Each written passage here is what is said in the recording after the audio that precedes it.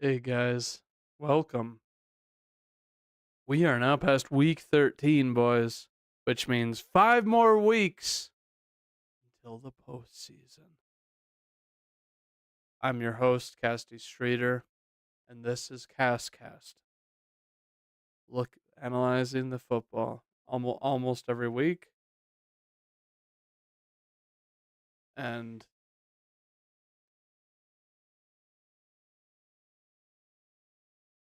let's get into it.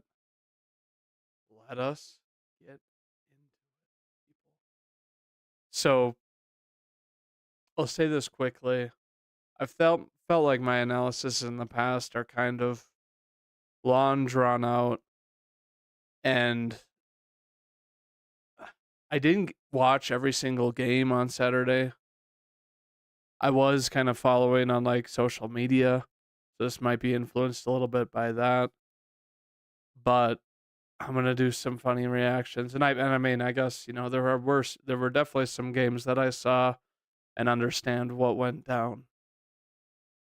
But yeah, these are probably gonna be like short one sentence things that I'm gonna try to do and compile into one video.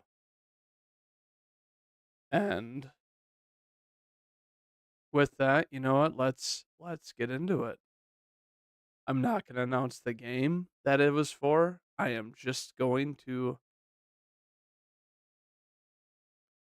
So for these guys, I am not going to announce what game it is for. Instead, I am just going to close the screen, and on each one, you are going to see the two teams that have played, the score, of course, and then my own personal opinion on the game.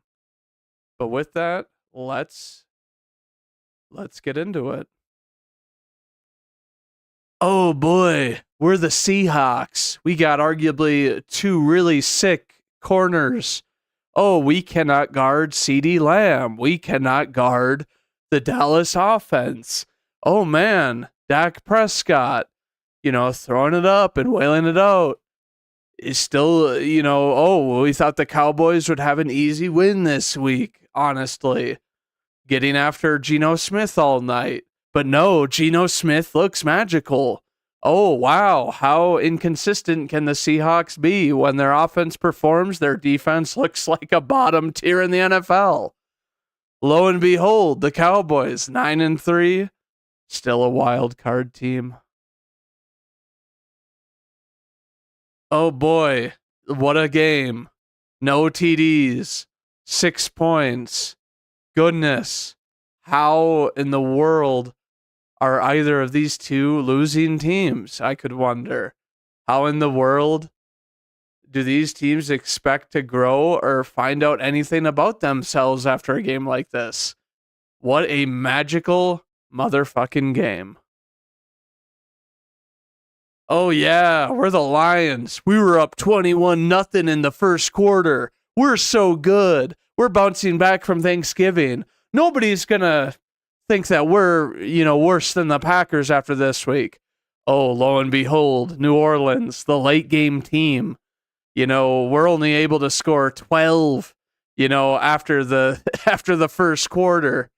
What a crazy turn of events this is. Well, lo and behold, maybe Detroit's defense still has issues. Boy, oh boy, oh boy. We are Atlanta. We are competing for a playoff spot. Oh, look at this. We are the Jets. We were hopeful that Rodgers could come back and we could have a slim chance at playoff contention. Poor us. Even winning the final 5 games means we're 9-8, and guess what? You have an abysmal shot in a loaded AFC. What are we going to do? Oh my goodness. At least we have Rodgers next year. Holy crap. Kenny Pickett gets hurt. It isn't season ending. But hey, we're Arizona. Ever since Kyler's return, we have won 2 games. We are 2-1. What is so magical about this Cardinals team doing well against, what should be a stout Pittsburgh defense? What happened to Pittsburgh's defense? Could they not catch the squirreliest of all players in Kyler Murray with how small, agile, and ridiculously mobile he is? Colts, Tennessee. Oh, you thought we were out. You thought we weren't going to come and play Vrabel's team. Oh, yeah, we don't have a playoff shot, but we're going to go and we're going to make sure that we let them know that we're still going to be hanging around. No win is a free win. Heck yeah. Colts, Gardner Minshew.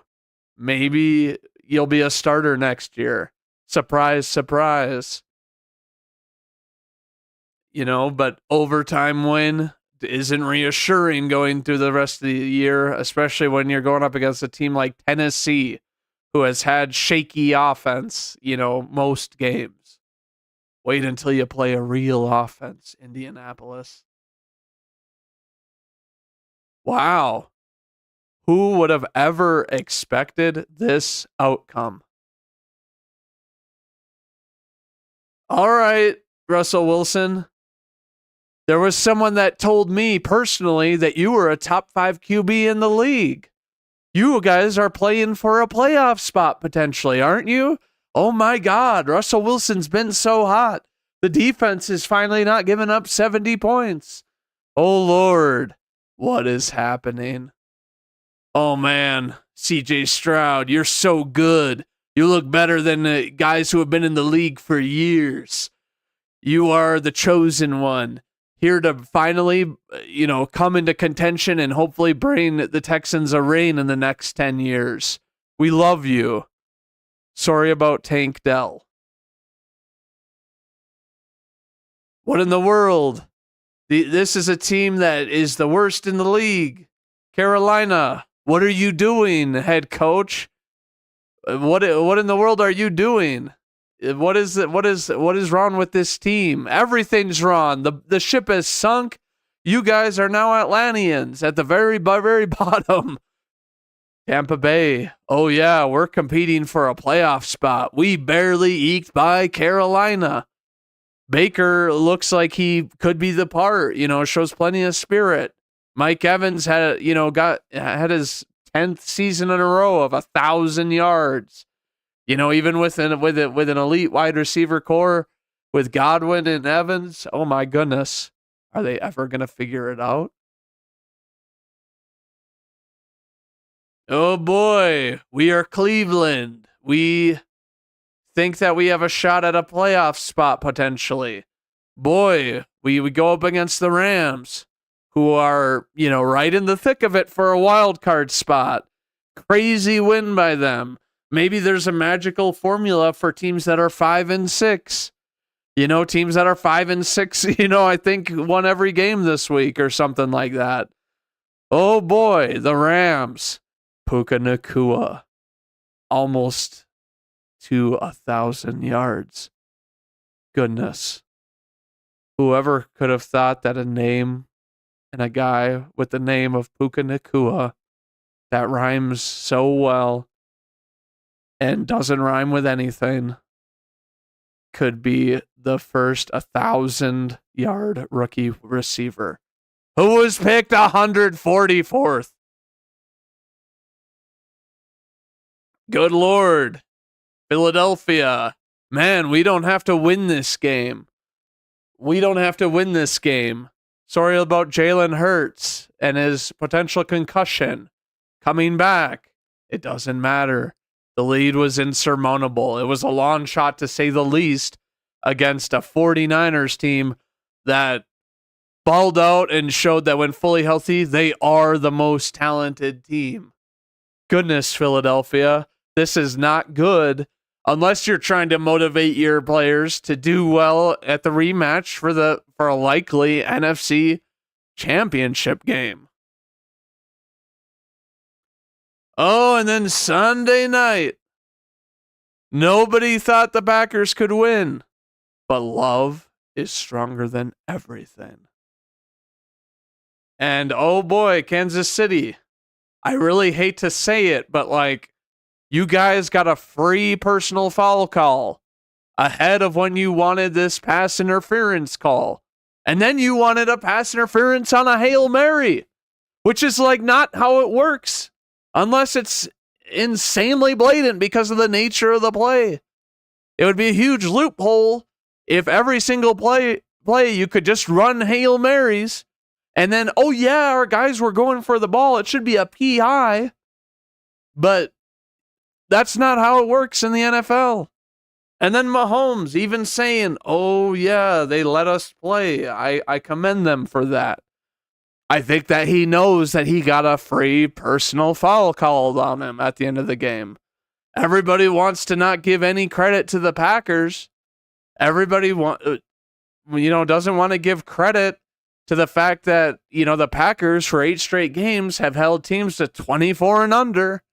Nobody wants to give credit to the Packers that we tackled well. We limited how much the Chiefs could do, except for maybe on the run because of that ridiculous running attack of the Chiefs. And then, oh boy, we got Isaiah Pacheco wanting to be a boxer, throwing a punch at Keyshawn Nixon, aka K9 in my house, for being such a dog. And oh boy, nobody wants to talk about the Packers and how we've beat 2 first place teams in their in divisions, including one on Thanksgiving with 33.7 million viewers. Watch out, NFL. Holy crap. We have Browning. At least that's his name, right? Yes, Jake Browning. Coming in, having been drafted in 2019 or whatever the heck it was. And lo and behold, he's playing like he's literally the next chosen Bengals quarterback. Maybe even played better than how Joe Burrow had been playing before his injury weeks ago. But who knows if Joe Burrow was fighting that injury all season and that's why he sucked. Or not sucked, but hasn't played up to the contract he signed. Oh boy, Jacksonville. Here you could take the number 1 seed in the AFC. That is so unbelievably crazy to imagine, considering your defense just didn't play well against a backup quarterback. But goodness gracious, Cincinnati, who is more than likely playing for nothing unless they win out, but this game really had to have reinvigorated them. What a nuts case. I had never heard of Jake Browning before in my life. And then everyone picks the Jaguars, rightfully so. I don't, criticize them for that. But yeah, good win by Cincinnati. Holy hammock. How do you let a guy like Jamar Chase in single coverage for a 70-yard TD? Goodness. What a game. So that is it, you guys, with the breakdown and not really the breakdown, but the satire reactions for this last weekend of games. Now, moving on, we have week 14. Week 14, guys. We got the ultimate doozy of a matchup on Thursday night. We got Patriots Steelers. Who the hell knows what is going to happen in this game? These 2 teams last weekend combined for probably the lowest amount of points. And looking at this isn't reassuring. Isn't it nuts how the Patriots have the 8th best defense this year? Considering their offense has been such a crap show. All right, let me restart this. All right, guys. Thursday night football. We got a doozy of a game. A huge trap game. These 2 teams accounted for 10 points last weekend. The 10 points being from Pittsburgh. But I don't even think that that's reassuring that they, scored that this last weekend because, hey, they're going up against a better defense than what they played. Who the hell knows if Bill Belichick, is sinking the team on purpose? Maybe he is. I have no idea. Who the hell knows what Bill Belichick is thinking? Who the hell knows, if it's really all Mac Jones? Okay, it might honestly be all Mac Jones.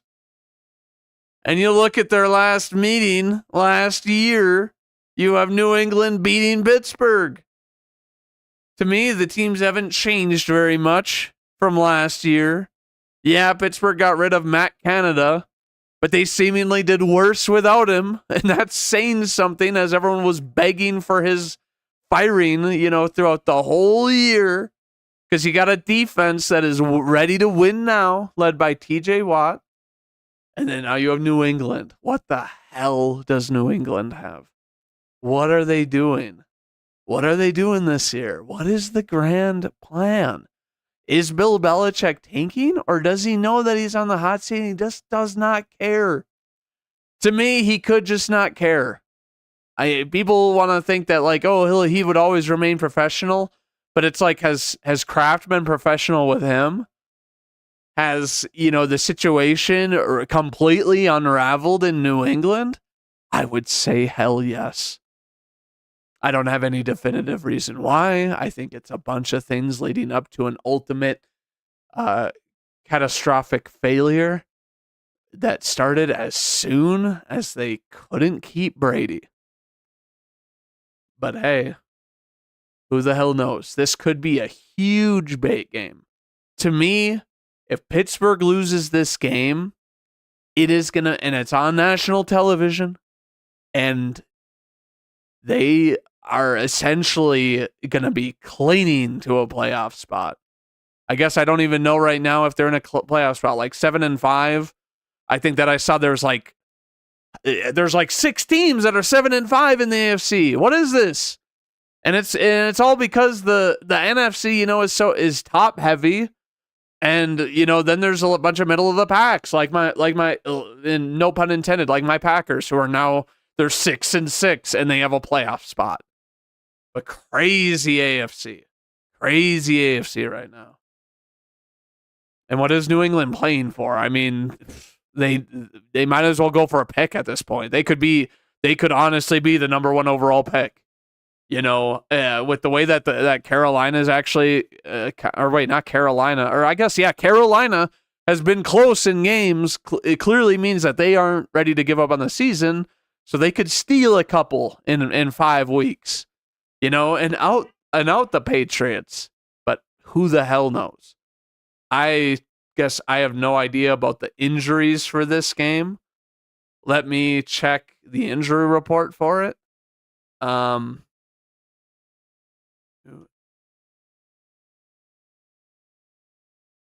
Versus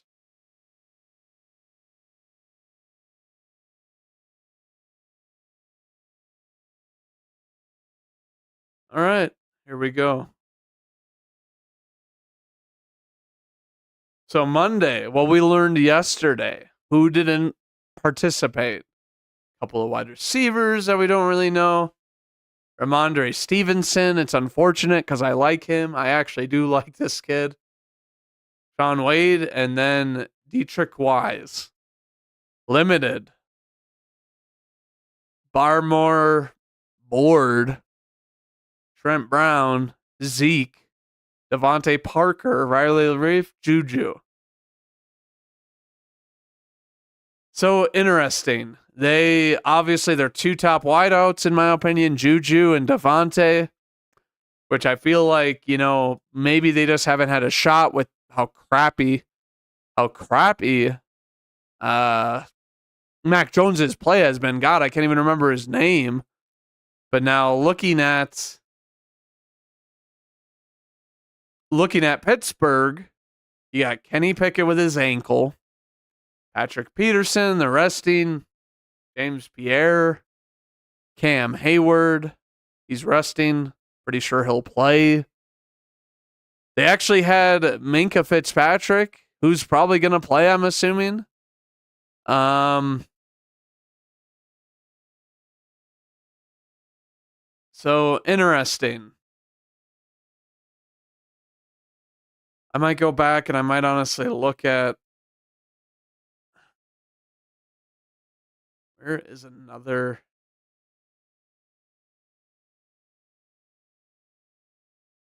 You know what? We're not even going to bother looking at that. You know what? With those injuries, here's what I say. You know, assuming Juju and Devontae Parker aren't full health, you're running with a bunch of scuff wideouts, unproven wideouts that you don't know are going to do well. And then the guy that's throwing to him, who the hell knows what's going to happen? I guess with, New England, who the heck knows if Mac Jones is even going to start? Let's look at this real quick. Let's see what's going on. Nah, they have Bailey Zappi, who I'm not going to lie. I actually thought he played well against my Packers last year. Gave him a shot to win type of thing. But it's like looking at this, Ramondre Stevens doubtful, Zeke questionable. They have Ty Montgomery, a player who started his career on the Packers. What the hell is going to happen?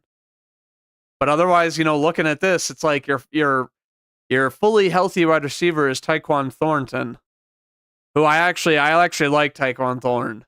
Don't ask me why.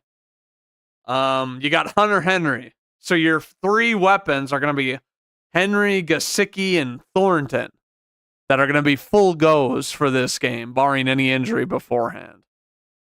But yeah, looking at this defense, it's really kind of sucky, that you have, it's crazy that you have, so many injuries to the secondary here. But who the heck knows? They're starting Bailey Zapp. I think it's Zapp. I don't know why I said Zappy, you guys. But even looking at this, I don't know what's going to happen. I personally think that they're still going to lose. I think that Bailey Zapp, he's going to come in, he's going to, give it a good old college effort. I don't mean that as a sense I don't think he's like an NFL caliber quarterback, but I think he has spunk, and I think that maybe that's what they're thinking, on their team. But who knows? Maybe they're also thinking that, hey, maybe we don't want to draft a QB. Maybe we'll do a 5-game tryout with Bailey Zapp. So who the heck knows? Now we're going to go look at the Steelers depth chart.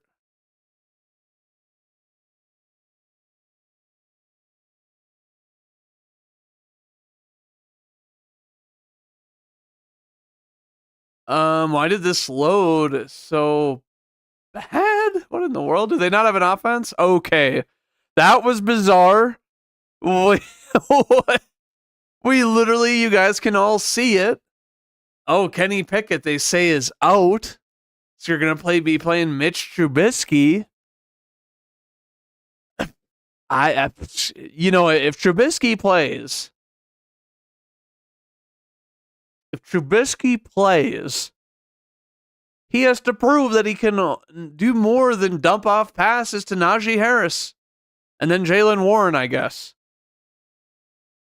But, thinking about it, he does have chemistry with Allen Robinson a little bit. So I will say that is a plus. It is a plus that he has chemistry with Allen Robinson, who I don't think has been, definitely hasn't performed the way you would want him to since he's left the Bears, which is crazy considering the Bears were a joke. They just utilized him way better than the Rams and now the Steelers. You got Pat Freiermuth, and then you got Darnell Washington, which is, good. This wide receiver room is healthy. And I think, compared to last year, Mitch Trubisky didn't have that many weapons last year. And you also have to think that, his best target was Chase Claypool, which Oh my God, Chase Claypool, what a case. But, this is a defense that, Watt stayed healthy this year. He's crazy good.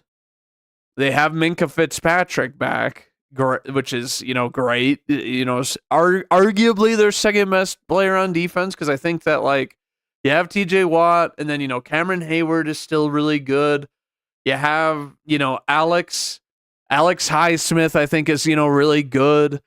Patrick Peterson isn't even listed here as having an injury, I guess.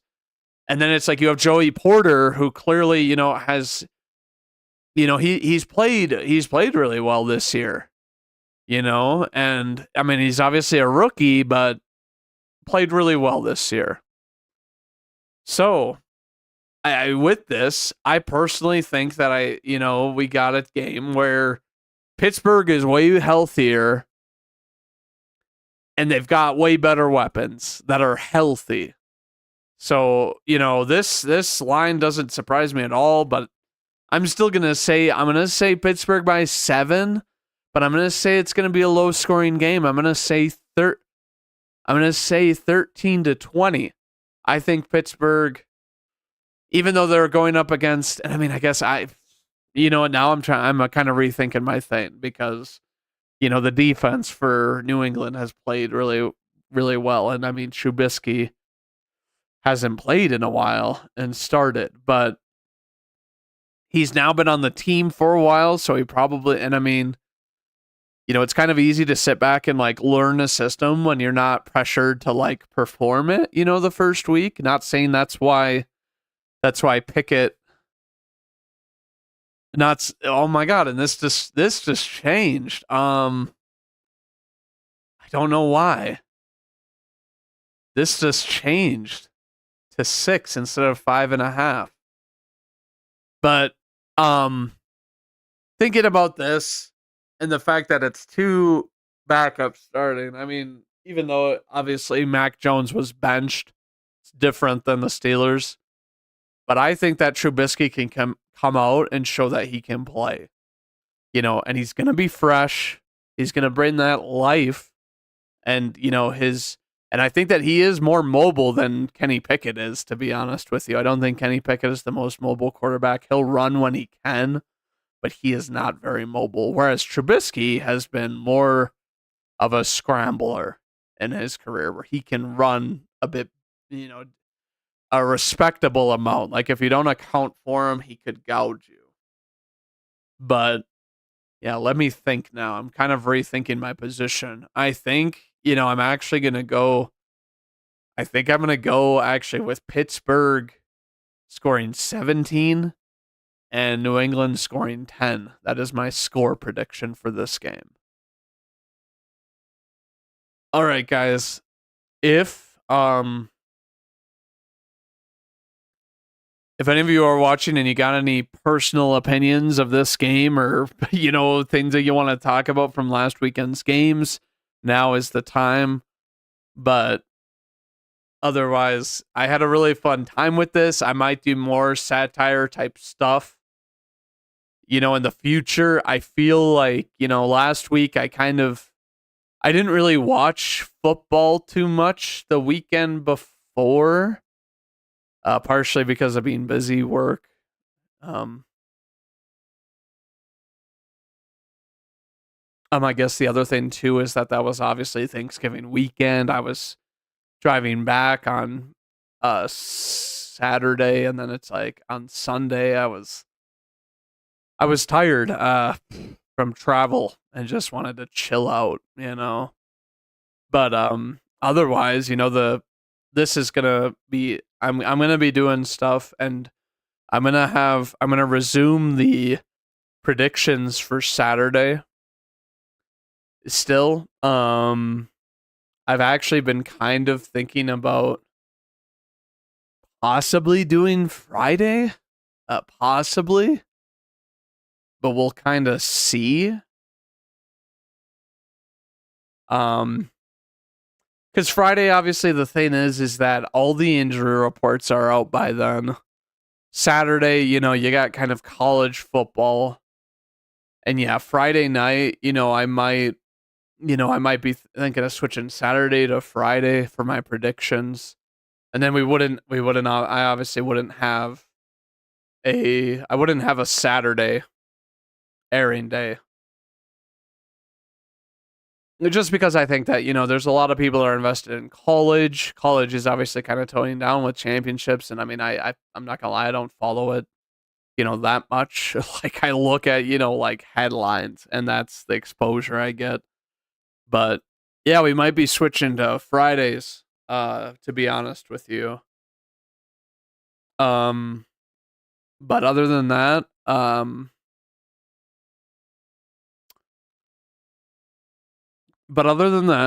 this is Cast, and this is your host, Casty Streeter, checking out. And if your team plays on Thursday, best of luck to you guys.